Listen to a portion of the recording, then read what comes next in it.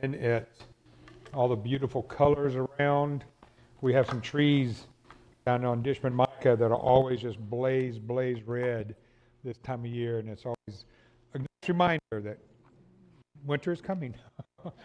Fall is here first, though.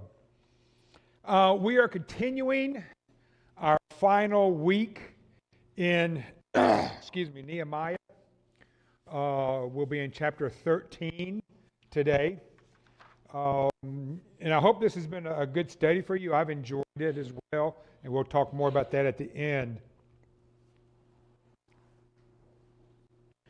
Before we go into chapter 13, I want to back up 2 verses into Nehemiah 12, verses 46 and 47, because I think they introduce chapter 13, verse 1.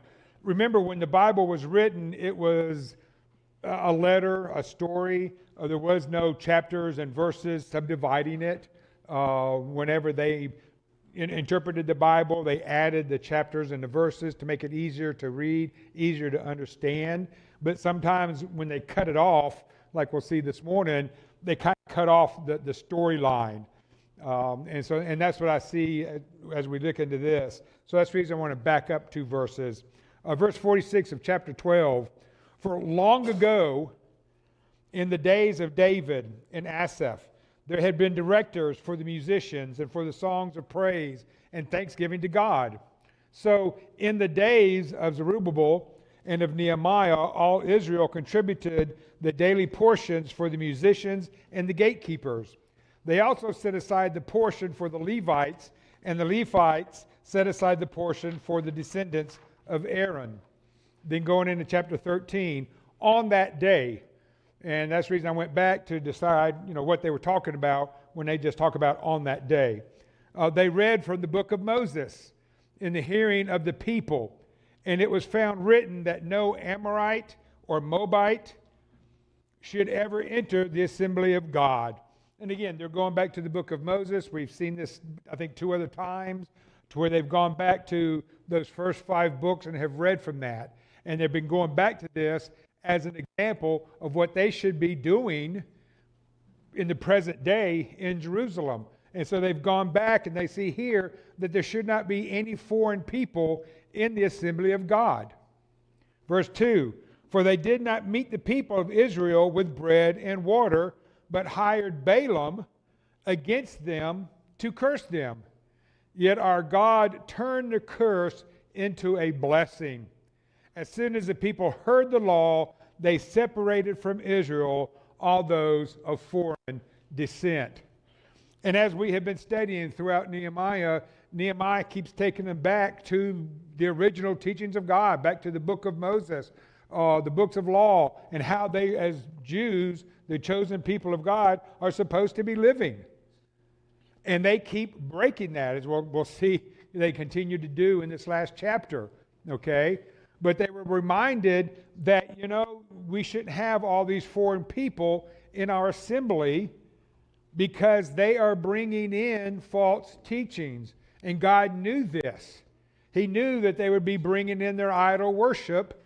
And as we know through the history of the children of Israel, they always fell from God and followed the idols and worshiped the idols. Okay?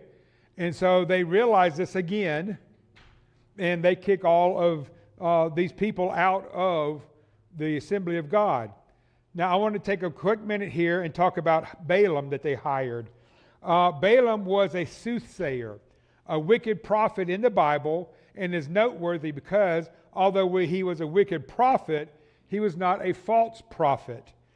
That is that Balaam did hear from God, and God did give him true prophecies to speak. However, Balaam's heart was not right with God. And eventually he showed his true colors by betraying Israel and leading them astray. Now we read about Balaam in Numbers chapters 22, 23, and 24, if you want to read more about him. In chapter 2 is a familiar story where Balaam is riding his donkey to meet with the Moabites, and the Lord sends an angel to kill Balaam. Okay? But Balaam does not see the angel in front of him, but his donkey does. and his donkey swerves away to get away from the angel. Well, Balaam, not seeing the angel, gets mad at him and tries to, to get his donkey to get back on the path. And the angel stands in front of the donkey again, and the donkey runs Balaam into a wall and hurts his leg. And Balaam, curses the donkey and pulls him back again. And the third time, and the donkey talks to Balaam. What are you doing? Can't you see this angel standing in front of you with a sword or whatever? And then the Lord opened up Balaam's eyes, and he sees the angel standing there with a sword. And the Lord tells him, I have sent this angel to kill you, but your donkey is trying to save you. But yet you're fighting the donkey to get back on the path, and he's trying to save you. Okay? And again, that is found in Numbers chapter 22, if you want to read that full story about Balaam. Now before this, verse 4, now before this, Eliashib, the high priest, who was appointed over the chambers of the house of our God, and who was related to Tobiah. Remember Tobiah? Back in Nehemiah, we've seen these three men that were trying to stop Nehemiah from rebuilding Jerusalem. And Tobiah was one of those three.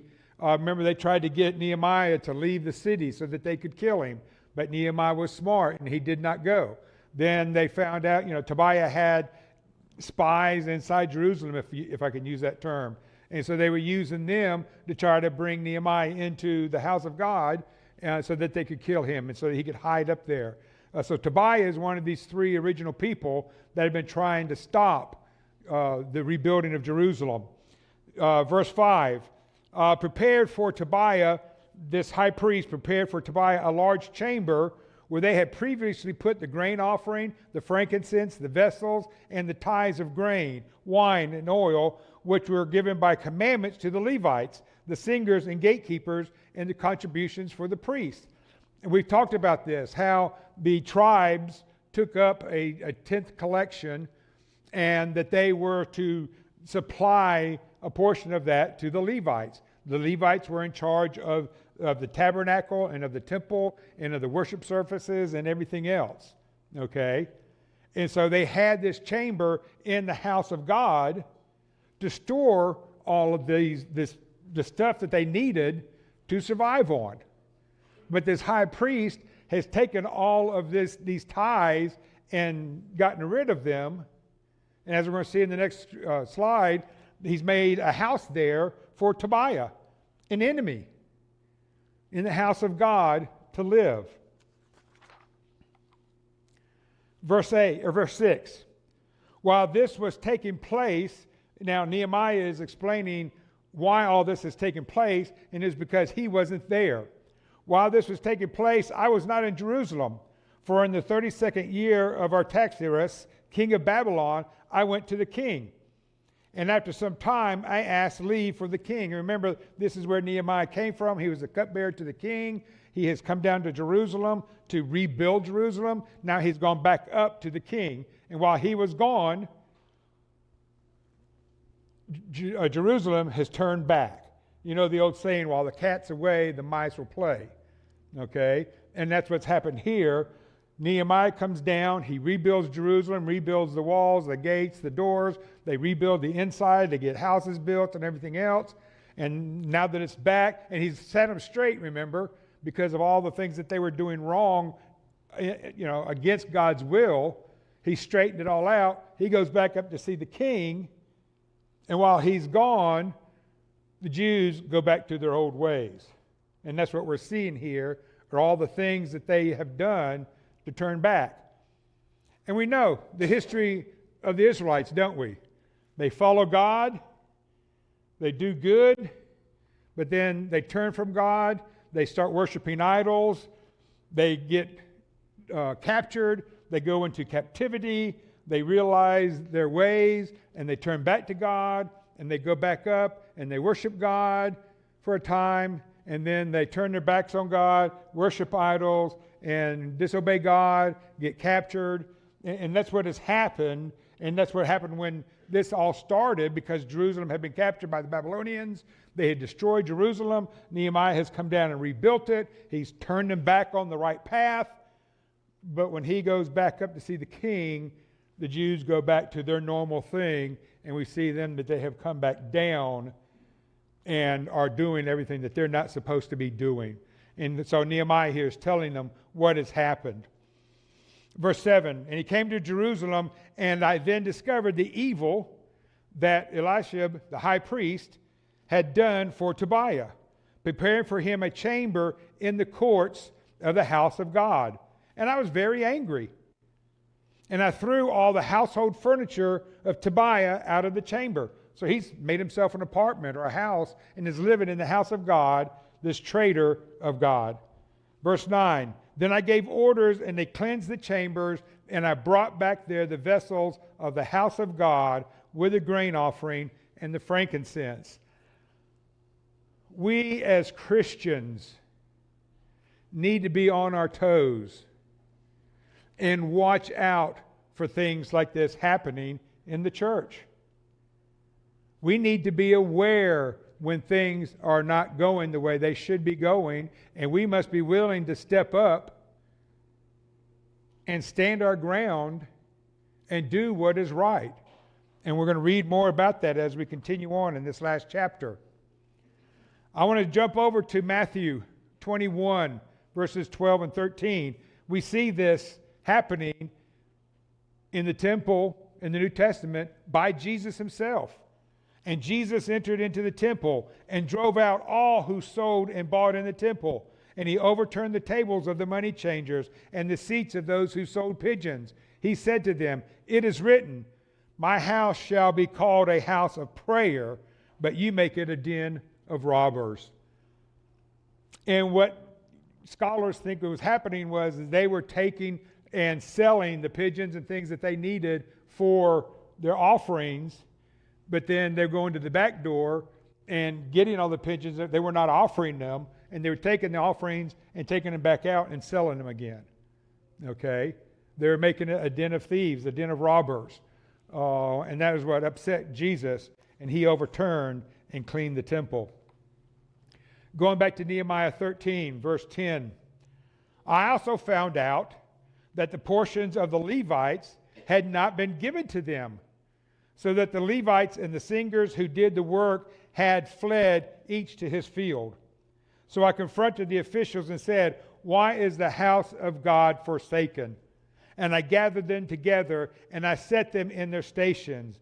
Then all Judah brought the tithe of the grain, wine, and oil back to the storehouses, where they had cleared it out and made this, I'll say, an apartment for Tobiah. Now that they've cleaned it out and they've cleansed it, they're bringing those tithes back so that they can do what it is that God told them to do and provide the tithes to the Levites.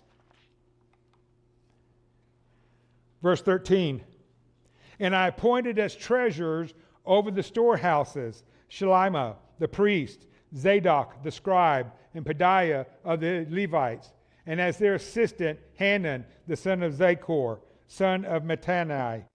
For they were considered reliable, and their duty was to distribute to their brothers. Remember me, O my God, concerning this, and do not wipe out my good deeds that I have done for the house of my God and for his service. A lesson here. You know, we should be continually praying. But it's not always needs to be that I have sinned. I need strength. I need encouragement. As we see here with Nehemiah, he's praying to God to remember my good deeds. Remember the things that I have done for you, O God. I think that is an example for us today, that we need to pray to God. Thank you for giving me this opportunity to talk to somebody. Thank you for giving me the strength and the encouragement that I needed to do your work. Remember me, God. And that's what we see Nehemiah doing here. Oh my God, concerning this, do not wipe out my good deeds that I have done for you and for your service. Again, I want to go back to the New Testament, Acts 6, verses 2 through 4. So the 12 gathered all the disciples together, the 12 apostles gathered the disciples together and said, it would not be right for us to neglect the ministry of the word of God in order to wait on tables. Brothers and sisters, choose 7 men from among you who are known to be full of the Spirit and wisdom. We will turn this responsibility over to them and will give our attention to prayer and to the ministry of the word. And they think that this is where the first disciples came about, that the apostles did not want to waste their time on waiting on tables, serving the people. They needed to dedicate themselves in prayer and doing the work. And so they have them appoint 7 people of good reputation, of good spirit, and of good wisdom to wait on the church. And that's the reason we do deacons, is so the elders can worry and deal with the spiritual aspect of the church, but the deacons can take care of the physical aspect of the building. And we see this again in Nehemiah, that he has appointed people of good reputation to take care of the house of God. Continuing on in Nehemiah 13, verse 12, and I appointed as treasurers over the storehouses Selemiah, the priest, Zadok, the scribe, and again, this is what we just read, but they were considered reliable, and their duty was to distribute to the brothers. Okay? And we see that emphasized there with Nehemiah. Verse 15, in those days I saw in Judah people treading wine presses on the Sabbath, and bringing in heaps of grain and loading them on donkeys, and also wine, grapes, figs, and all kinds of loads.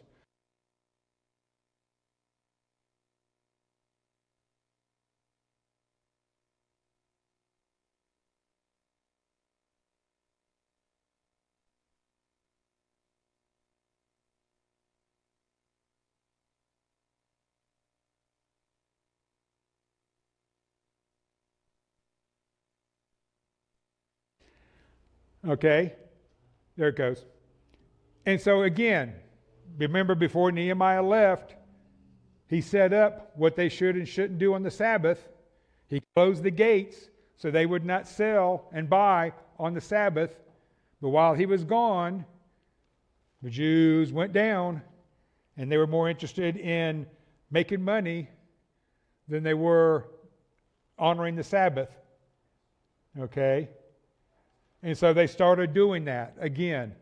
Nehemiah is going to get on to them for doing this, and he's going to straighten them out once again. Verse 17, then I confronted the nobles of Judah and said to them, what is this evil thing that you are doing, profaning the Sabbath day? Did not your fathers act in this way, and did not our God bring all this disaster on us and on this city? Now you are bringing more wrath on Israel by profaning the Sabbath. Brothers and sisters, we need to read our Bible. We need to read the New Testament. We need to know what it is that God has commanded us to do, how to live our life as Christians. And we need to do that. To the best of our ability, we need to do what it is that God has commanded us to do. And we know that by reading the Scriptures. We don't want to be like the Israelites here and just do what we feel like doing when it goes against God's Word, because, as he says, they brought wrath on Israel for not following his Word. Then verse 19, as soon as it began to grow dark at the gates of Jerusalem before the Sabbath, I commanded that the doors should be shut, and gave orders that they should not be opened until the end of the Sabbath. And I stationed some of my servants at the gates, that no load might be brought in on the Sabbath day.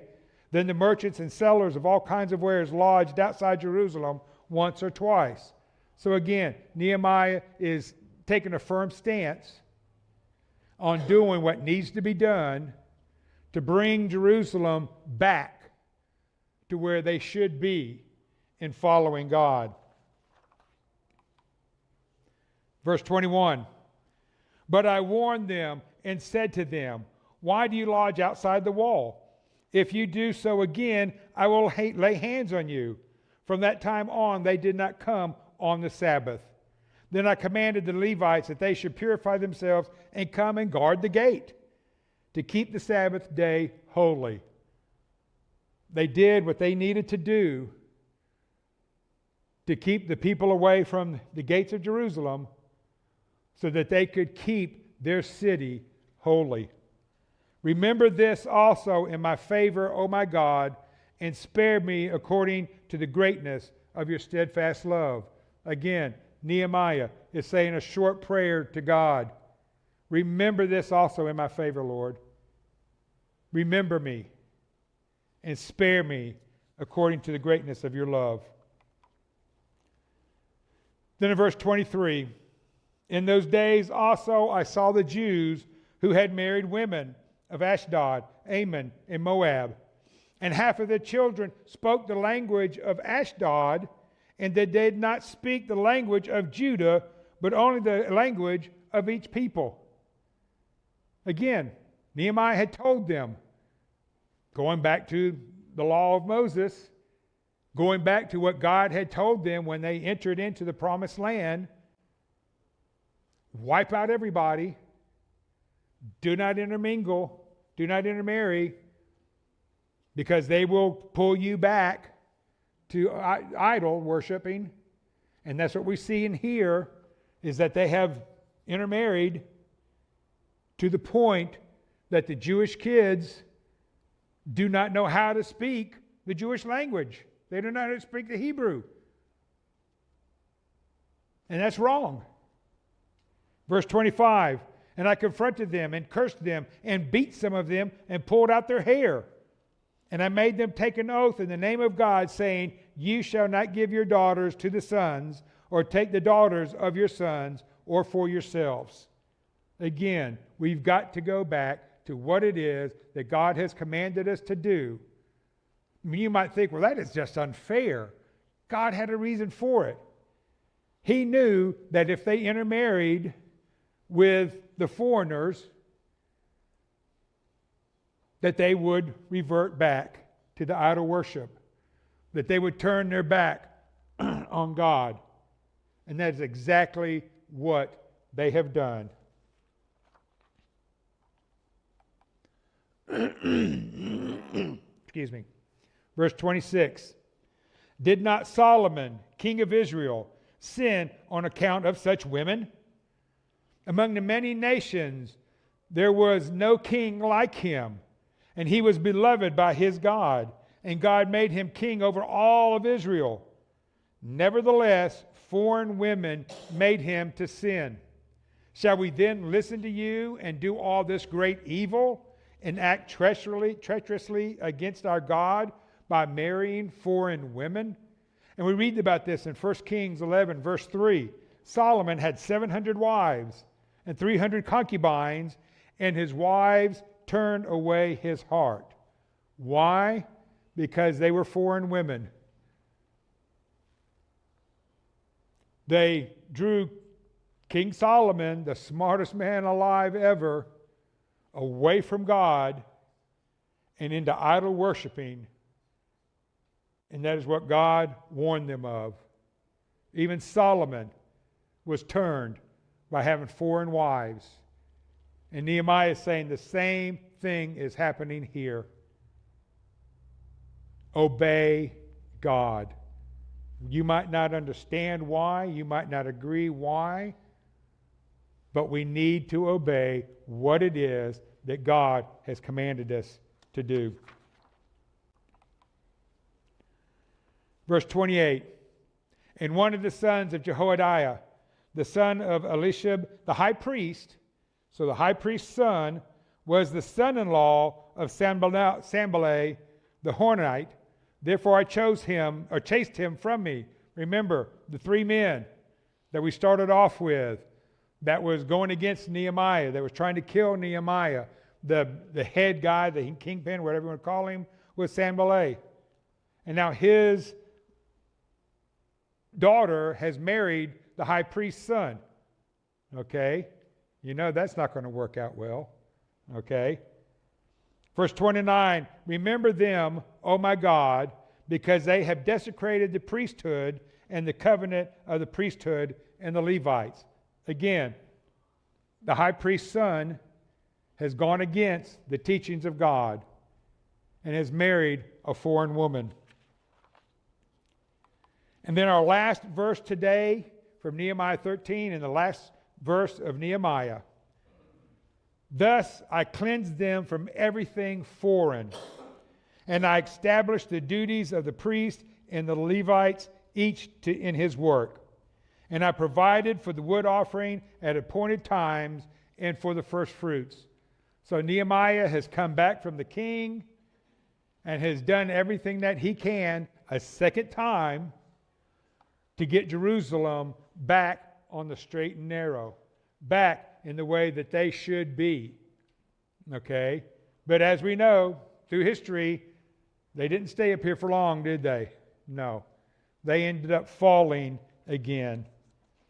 And then the last half of verse 32, Nehemiah says, remember me, O my God, for good. Remember me, O my God, for good. His final prayer. And I think this is something that we need to strive for in our life. That we can be remembered for the good that we do. The good for God, the good for each other, the good for others. I think this is something that another one of those verses that we need to stick up on our mirror. I know it's getting crowded with all the verses I've asked you to put up there. But remember me, O my God, for good. Well, that concludes Nehemiah. I hope you have enjoyed it. I hope you have learned a lot from it. Even though it was an Old Testament book, I think I was able to bring a lot of things into the current and for us to apply to our lives today as Christians, how we need to live our lives for God today, and the things that we need to do and things we don't need to do. And if there's any way that we can help you this morning in your Christian walk, let us know. We're here as a family of God, to help you, to encourage you, to pray for you. But you've got to let your wishes be known. And if you haven't put on God, the baptistry is ready. We can take care of that problem as well. If there's anything that we can do for you this morning, please let us know as together we